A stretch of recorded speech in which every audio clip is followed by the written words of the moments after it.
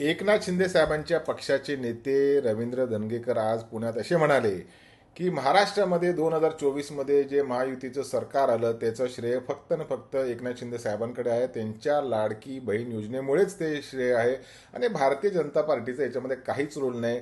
भारतीय जनता पार्टीने मित्र पक्षावर कुरघोडी करायचं बंद केलं पाहिजे आणि स्वतःच्या दुश्मनांवर कुडघाल्या करायला पाहिजे, मित्रांवर कुडघाल्या करायला नको पाहिजे, अशा पद्धतीचं वक्तव्य रवींद्र धंगेकरांनी आज केलेलं आहे. याचा अर्थ भारतीय जनता पार्टीचं काही श्रेय नाही. भारतीय जनता पार्टी प्युअरली एकनाथ शिंदे साहेबांमुळेच आता सत्तेमध्ये आहे असा दावा रवींद्र धंगेकरांनी केलेला आहे.